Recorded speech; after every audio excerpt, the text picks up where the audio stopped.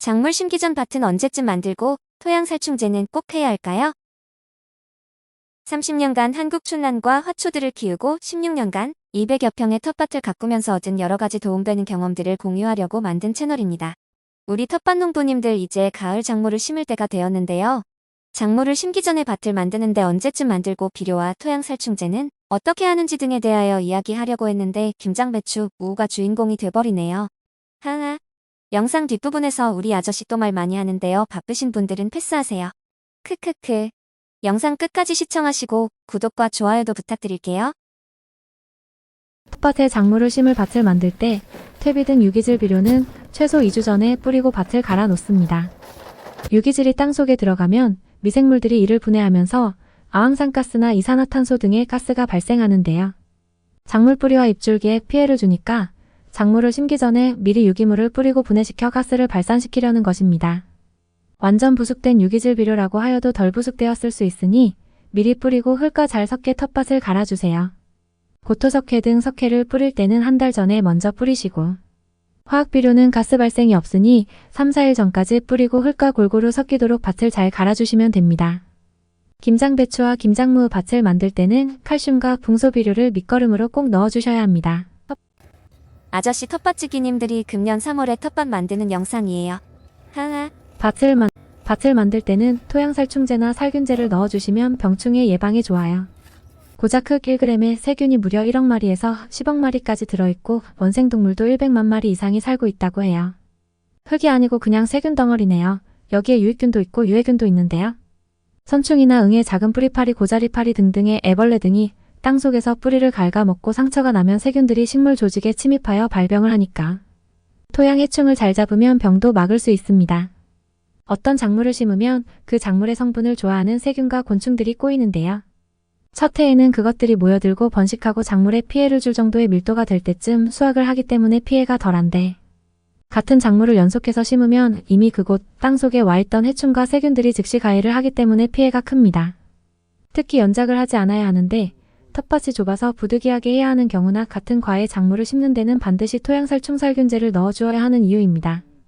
배추, 무가, 양배추, 브로콜리, 콜라비 등등은 같은 십자화가 채소입니다. 봄이나 여름에 열무, 얼갈이 등도 심었으면 같은 장소는 피하는 게 좋습니다.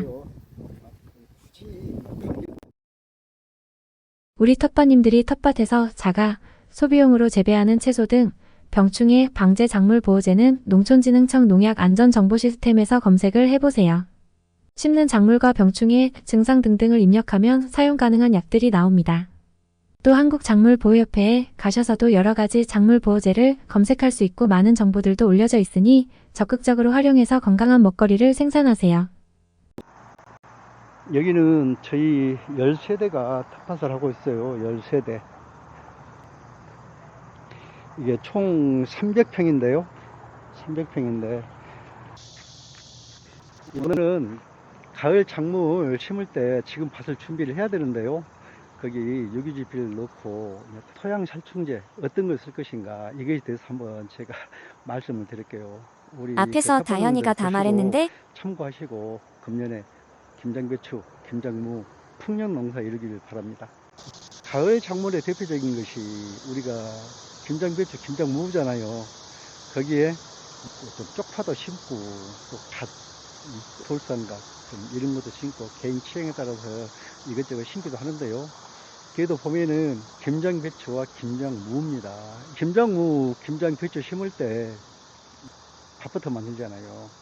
밭을 만들 때 화학비료만 넣고 그냥 심는다 하면은 밭을 일찍 만들 필요 없어요. 한 3, 4일 전에 만들어도 됩니다.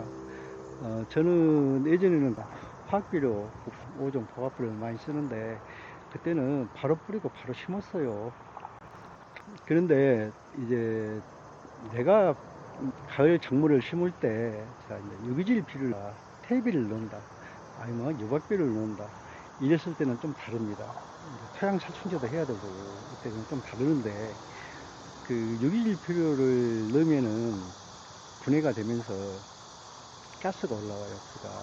그래서 미리 밭을 만들고 가스가 날아가는 시간을 줘야 됩니다. 안 그래가지고 바로 만들고 심어가지고 비료가 땅속에서 미생물에 의해서 분해가 되면 가스가 작물한테 피해가 많습니다. 그래서 그걸 넣을 때는 미리 밭을 만들어야 돼요. 근데 미리 밭을 만들면서 더불어서 토양 살충제도 해주면 좋습니다. 그 토양 살충제는 이제 본인이 계속 작물을 심었으면은 땅 성질을 어느 정도 알잖아요. 이것저것 심어봤는데 이러이런 장애가 있더라, 이러이런 병이 있더라, 그러면은 그에 맞춰서 넣어주면 되는데, 내가 금년에 처음 텃밭을 해보겠다 했을 때는 그 텃밭에 전에 어떤 작물을 심었는지 모르잖아요. 또 어떤 병이 있었는지. 그래서 거기에 맞춰서 내가 어떤 토양 살충제를 해야겠다, 토양 살충제 살균제를, 이게 잘 몰라요. 땅 흙 1g에는 세균이 뭐 1억 마리에서 10억 마리 정도가 있다잖아요.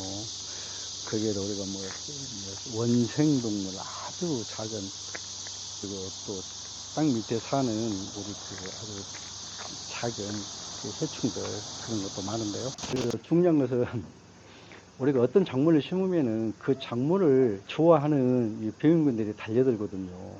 그래서 첫해 심을 때는 그런 유해균들이 와가지고 저희들이 번생하고 이렇게 가해하다 보면은 이미 작물이 커가지고 이제 수확을 하거든요. 그래서 첫 해에는 그리 큰 피해가 없어요. 피해가 없는 건 아니지만은 크진 않죠. 두 번째 해 다시 그 땅에 그 작물을 심었을 때는 이미 와 있는 그 병균들이, 그 세균들이 즉시 가해를 하다 보니까 피해가 크죠. 연작 피해입니다. 이미 다 와 있어요. 작년에 심었기 때문에. 그래서 연작을 하지 말아게요. 물론 땅 속에 있는 양분을 이제 그 작물이 이미 다 먹었는데 다음에 또 심으면은 똑같은 양분이 부족하니까 연작하지 말라는 것도 있는데요.